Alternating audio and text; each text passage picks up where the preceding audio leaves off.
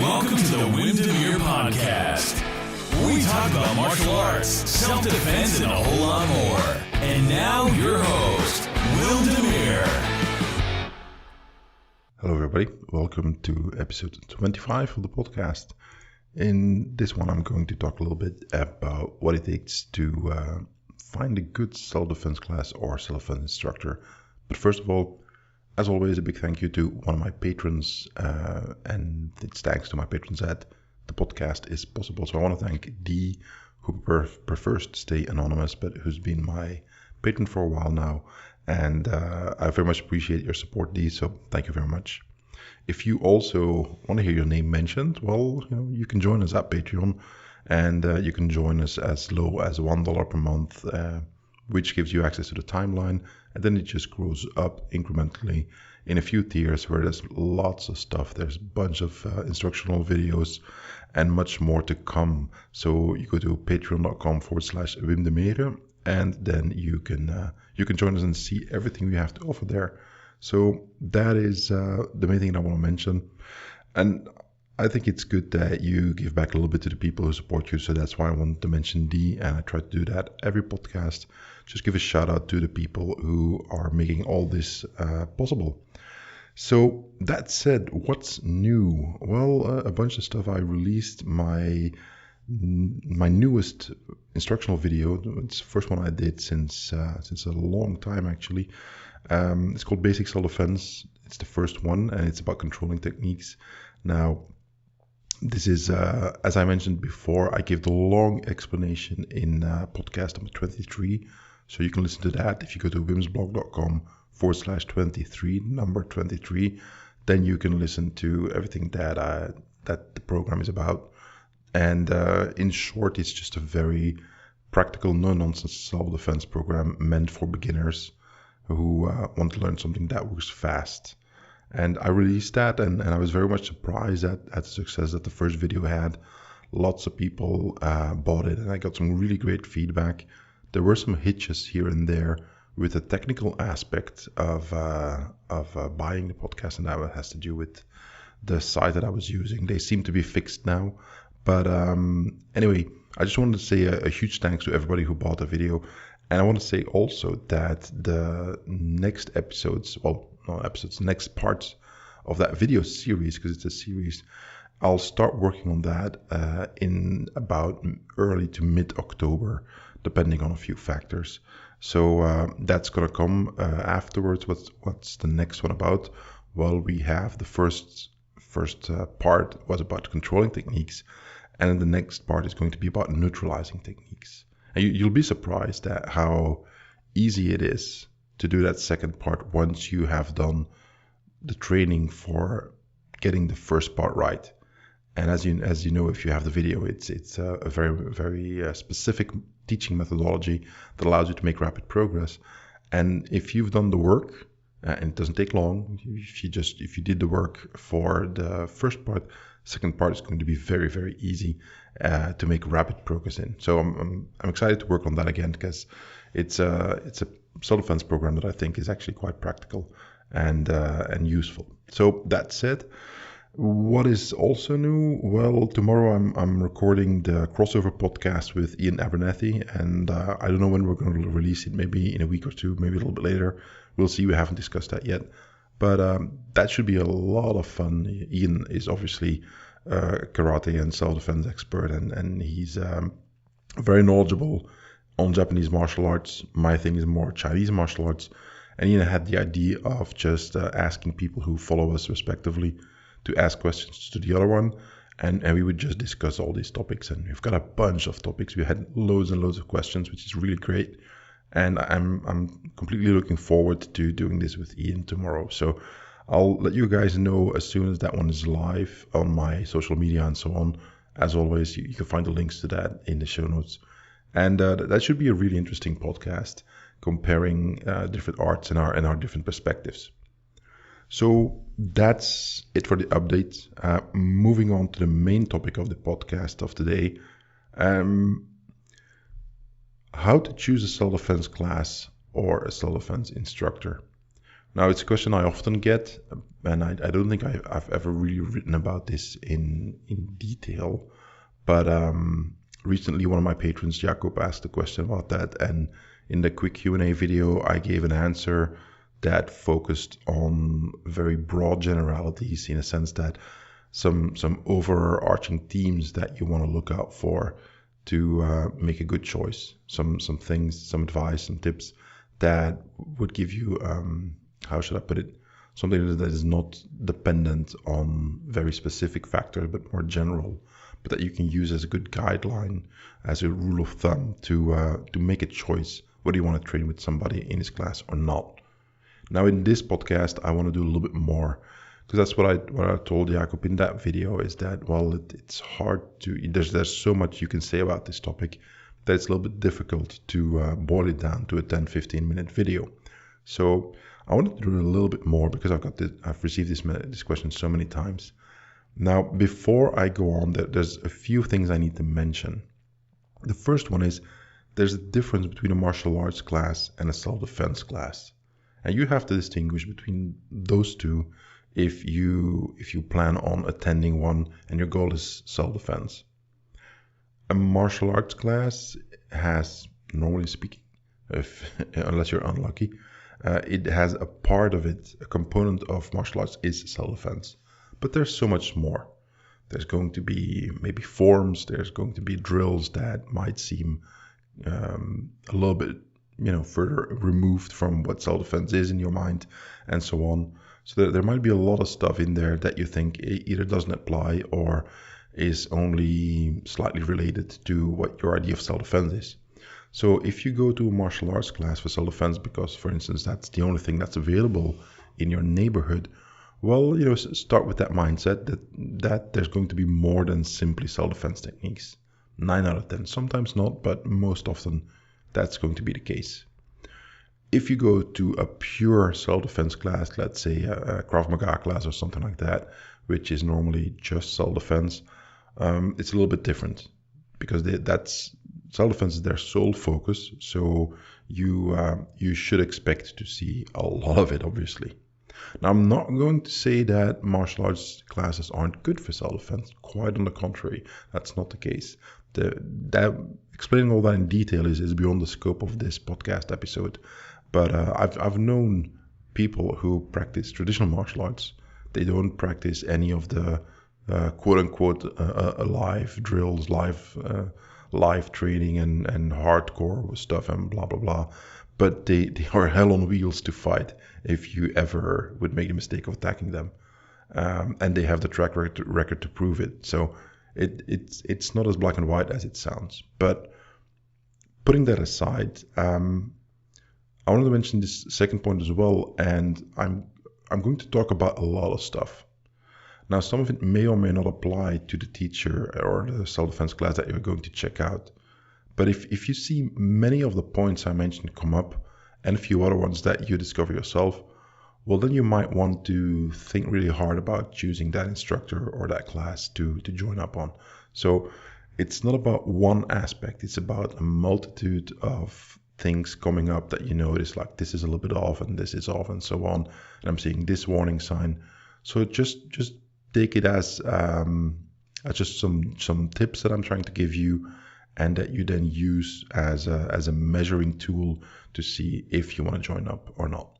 And obviously there's many more, but I'm going to give you a dozen or so that I think might be practical. So moving on to the first one. So if you go to a self-defense class to check it out, one of the key things that you need to look out for is, are they taking into account the law? Self-defense is something that lawyers talk about. That's something that happens in front of judges and so on. Once we're really talking about what that means, is that if you look up your legal system, you'll find that there are self-defense laws on the books. And they have very, very clear definitions on what they mean. And then you get to the court system, and they are maybe going to talk about interpret that in different kind of ways, and I'll talk about that in a minute. But the main point is that you want to see your self-defense instructor talk about legal self-defense. It needs to be about what does the law mean when you want to claim self-defense. Because if you beat somebody up and you say, hey, it was self-defense, well, your actions need to be consistent with the law. And I'm working on the assumption that it's 2018 as we record this. There's cameras everywhere. There's CCTV footage that's everywhere. We've all seen the World Star videos. So you have to assume that someone's going to record whatever you're doing, and that that record will be used against you. Now, if that doesn't happen, it's awesome. It's great. Okay, good for you. But let's assume that it happens, and we've all seen so many videos online about of street fights and other kinds of violence that you know that this is a there's a high likelihood of this happening. So let's start from the assumption that you will be recorded and that this will then be used against you in a court of law. If your actions are consistent with the laws of self-defense, then things will go very different for you than if they are not. You can only make your actions consistent if your instructor teaches them in accordance to self-defense laws. They all change depending on where you live, depending on which county or state you live. There might be a bunch of local stuff involved, but somebody needs to explain it to you, and that's the instructor. If he doesn't, that would be a red flag for me if there's never even a discussion about that. Moving on to the second point, which is related to the previous one, and that is there needs to be an understanding of the law in theory, but also in practice, and explain both.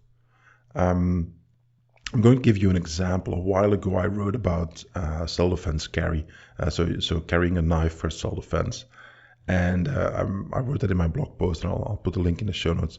But the idea was that some of the knives that I mentioned, that I own, that I got as a gift actually, well, some of them aren't legal to carry in my country.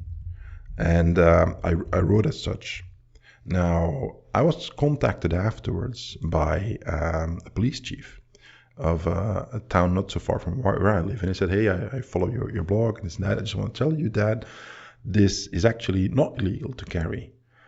And I replied, I said, I know, but in reality, you know what the result is. The result is that if you get caught by the police carrying it, they're going to take it away. And we had a little bit of conversation. He says, yes, you're right. And the whole point was that in theory, the knives are legal to carry. In practice, the police has the authority to question you, why are you carrying this? And then you need to be able to come up with a good answer to that. And if they don't like your answer, they have the authority to make a judgment call and say, well, we don't think this is a valid reason, so we're taking it away. That is the reality on the ground. That is what happens. Now, it doesn't happen every single time, but in my experience and in my opinion, it happens more than enough to justify saying, well, this is a theory, but in practice, that's not how it works. So you want to have a self-defense instructor who has a little bit of a notion of the differences between theory and practice when it comes to self-defense law and how it is applied where you live. Doesn't matter what happens where I live. I live in Belgium. If you live in the US, that's not relevant to you. So your teacher, your instructor needs to know about that. Then moving on to the third point, really digging a little bit deeper, but it should be blatantly obvious. But I'm going to have to say it anyway, because it's one of the things I see people go against all the time. It's, does the class teach you legal techniques? Or at the very least, explain the legal context for them so you know when and where to apply them. For instance, are they teaching you only killing techniques as opposed to techniques to control somebody? Are they teaching you to not necessarily escape the conflict, get away, but actually prolong it? And what I mean with that is that way too many times there's so much overkill in self-defense classes. They teach you to, somebody comes at you with a technique, whatever, and I'll just say, well, he's got a brick in his hand and he wants to, smash your head in with it, right? So you block it, you do whatever. Then you pull your knife, you stab him, you slash him 8-10 times. Then you put him on the ground in a control position where he can't get out of, and then you cut his throat. That's not self-defense. That's a lethal technique. It's a killing technique. By the time you had him on the ground in that control position, he was no longer a danger to you. So in many, many countries, legally speaking, you have become the attacker in that context. Now, are there contexts in which this can be justifiable? I think there are, but they are a lot less common than you might think. And then, again, we get back to practice and theory. You're going to have to be able to prove it. Because if you kill somebody with your knife and and it ends up being filmed, or there are witnesses or whatever, you've got your DNA all over the guy, and they find you, well, you'll have some explaining to do in a court of law, and it's going to be difficult because the coroner is going to do an autopsy, and he's going to find all sorts of wounds that are consistent with actually executing somebody. So if a self-defense class doesn't take the legal context of techniques into account, then I would very much reconsider joining. And that was a few years ago. It's been a while now. There was a Filipino system. I think it was a Kali system of martial arts, and they were very much into this kind of thing, just cutting up people and doing overkill, doing a truckload of techniques when, in my opinion, it wasn't necessary to do so, or always ending with kill shots, chopping the head off, so to speak, cutting the throat and so on. And actually, one of their students killed a bouncer like that. He, if I'm not mistaken, he stabbed the guy in an artery in the leg, and the way he did it was consistent with his training, and he killed him. And he went and he came in front of a judge because of that. And I remember a little bit of the fallout in the Filipino martial arts community about that. And obviously nobody was happy with what happened. So sometimes it's not about how effective your training is. It's not about, well, does it work? Okay, whatever. But if it does work, you still need to be able to live your life afterwards. So the self-defense class and instructor, in my opinion, needs to take this into account. So that is some stuff about the legal aspects, which I'm going to leave behind now, and talk about something else, which I think is critically important. In that self-defense class, do they talk about how the human body reacts to adrenal stress? Because it's not the same as in training. If the assumption is that you can do all this nifty stuff in training, and your attacker's just standing there and you can pull off the most insane techniques, well, that's all fine and dandy, but if it's your first rodeo, you might not be able to pull that off due to the effects of the adrenal dump. So does the instructor talk about that? And if he doesn't necessarily talk about that in the one class that you come to check out, is it reflected in their training? Which is another point that is important. So they don't have to have long lectures about it, but it needs to be reflected in their training. There's a variety of ways in which this can happen, but it needs to, in my opinion, start with a lot of basics, some stuff that is gross motor skill, and maybe later on you build on that and make it a little bit more complicated. But at the core of it needs to be something that is functional, even when you're freaking out, your primitive brain is shouting at you to just cross your arms in front of your face and hope not to die. It needs to work in that context. So that is another tip that I want you to give, is just let people see if that's an issue that comes up or that is somehow reflected in the training. Moving on to a related point, and that is, do they talk about the psychological issues?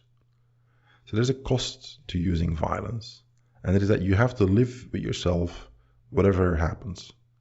So the whole point of self-defense is that you defend yourself and you survive the violent encounter, but afterwards your life goes on. That was the whole point of defending yourself, but you're going to have to live with what you did, and sometimes that's not as easy as it sounds. So if you see a class in which the teacher is it's all about bravado, it's all about being cool, it's all about, look what I can do, and they very casually talk about taking a life, and they're a little bit too casual about all that, then I would very much walk away, because I think it's a key issue is that should you be forced to take a life? Because that's what they're teaching you in that class. Should you be forced to take a life? The assumption that you can just walk away from that and resume your life as normal is in a large majority of cases completely wrong. Now, there are people who are like that, who can take a life and their life and nothing happens to them. They just move on. It happens. But it's a little bit more rare than you might think. I'm not talking about law enforcement or military who have specific training and they prepare themselves for the eventuality. And even in those professions, a lot of people have a difficult time living with the violence that they used upon another human body, even if it was clearly in self-defense. So the cost of using violence to yourself is something that needs to be addressed. And the main way in which I see that is just instructors being very casual about killing techniques and being totally into it and look at all the flashy knife stuff that I can do and not even standing still for a second to consider that you're actually taking the life of somebody. So, and that might have consequences. So that would be another point. Moving on to the sixth one. Do they mention the importance of mindset? Meaning, if anything in self-defense, your mindset is the most important aspect of it, of everything that you're going to learn, technique-wise and so on. So you need to train your mind just as much as your body. So is this something that is talked about during the class? And if it isn't necessarily talked about, do they train it in a specific way? Is that something that the training takes into account? And that can be all sorts of things. Could be something along the lines of a specific scenario in which the teacher says, well, look, at this point, everything has gone so wrong that you do anything that you humanly possibly can to get out of there, to escape, to live. Never give up. Don't just keep on fighting, no matter how bad it gets. Get out of there. Keep on trying to escape, keep on trying to, and so on. So that's a talk about mindset. If that never comes up, if it's only about the physical techniques, I think that's doing you a disservice.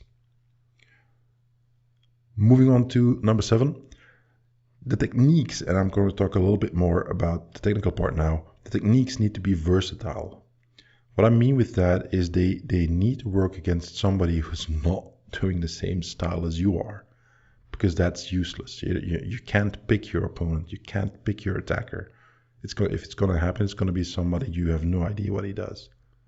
So if your techniques work really, really well against people who are in your own class, but if somebody who is either from another class, from another system, or somebody with no training at all, who doesn't know to attack you right, who attacks you the wrong way, Jim Carrey fans, you know what I mean, then I'm not going to say your art is useless, but it's going to be very, very difficult to trust it because it is tailor-made for specific attacks and you might not get that attack. So the techniques need to be versatile enough that they can handle whatever comes at you as much as possible.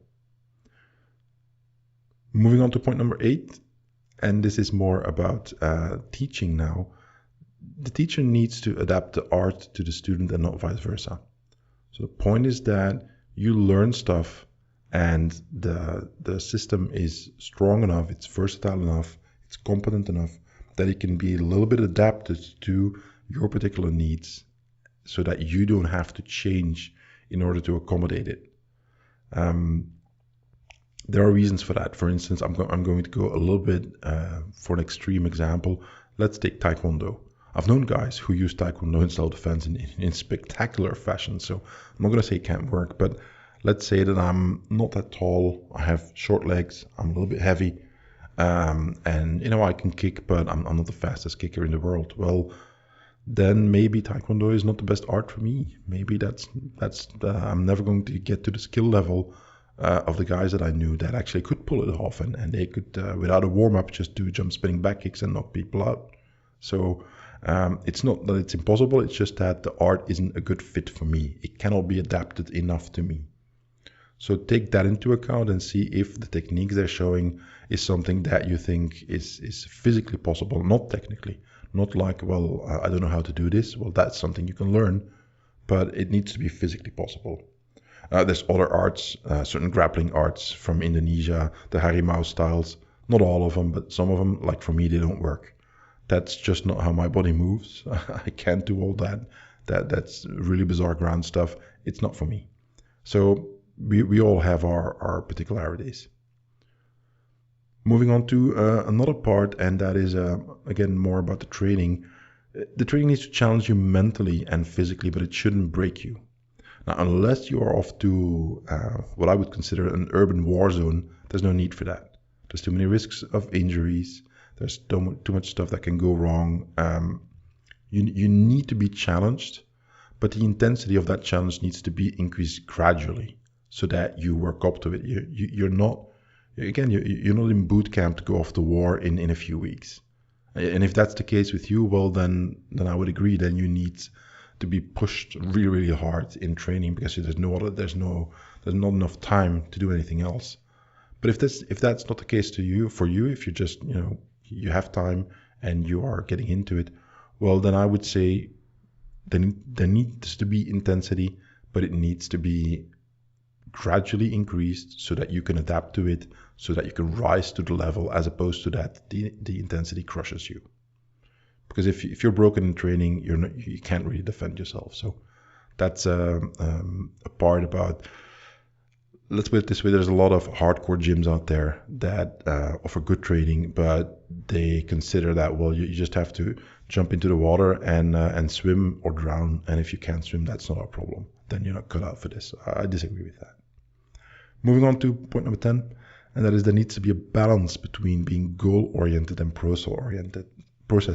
So there shouldn't be a conflict between these two. They should be complementary, but often there's too much of one of the two instead of both together. What I mean with that is you need to be goal-oriented. That's mindset. And the goal-oriented part is do whatever it takes to get home, get away from the danger, escape the violent situation, and so on. So that's the goal. Process, well, is how do you achieve that? So I'm going to do this, and that, and there are specific procedures that I'm going to follow to get that. Now, if you get lost in the procedures, it's sometimes hard to stick to the goal. If you're only focused on the goal, you might follow procedures that are not very effective. So there needs to be a balance between both. If the teacher is only all about details, and he's never, there's no allowance for making small mistakes, but you can still get the job done, then I wouldn't necessarily say that this is the worst thing in the world, but it's something to take into account. It's not always true. Some teachers have very specific teaching methodologies, and there are really good reasons for that. But some guys are they're anal retentive about their technique, and they lose track of the fact that you actually just punch the guy in the face really hard, even if your fist is a half degree rotated too much. So moving on to the next one, and that's, is there a long-term plan? And that's kind of a segue from the previous point. Then there needs to be a progression from simple basic movements that you can then build upon later when you have more experience in training. So that would be the whole point in just gradually progressing and getting better. And then the process-oriented part, the process can be refined over training, but you start from something really simple and basic that works when you get the adrenal dump for the first time, that you don't have to do a lot of fine motor control stuff, but it's really basic and it works right away. And then in the long run, you can build on that. And then a few quick ones that I want to mention. Is it a belt factory or certificate factory? Or are these belts and certificates a way to structure the curriculum? Way too many schools, it's just about making money, and it's you got to pay for X amount of dollars for getting this belt, and then even more for the next one, and so on. If it's all about the belts, move on.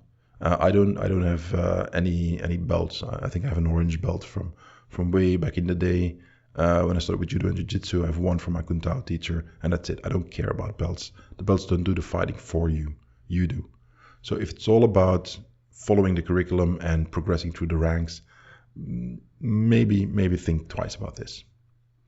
And the last one, but most importantly, maybe visit several classes. Just don't stick to just one. If there's only one in your area, okay, that's fine. But visit several classes, watch, and do a test class. Just give it a try and see how you like it. It's one thing to watch; it's something else to experience it and see how it works. So there's nothing that can beat just being on the mat and experiencing how the students are actually working. You might not see stuff when you watch, but when you feel it, it's very clear to you that, okay, this is great, or nope, this is really bad. And the most teachers allow you to do a free test class anyway. So if they don't, that's also a warning sign. So why wouldn't you do that? It's just let somebody sample. It doesn't cost you anything as a teacher, and you just let them join. So do that. Visit several classes, check out several instructors, and see what happens.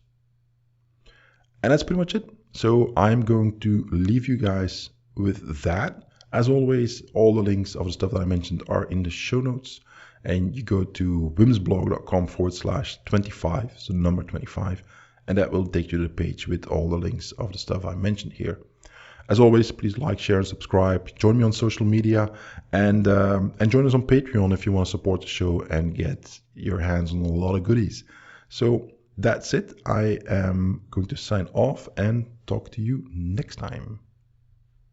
Thanks for listening to the Demeere podcast. For more information, go to www.wimsblog.com.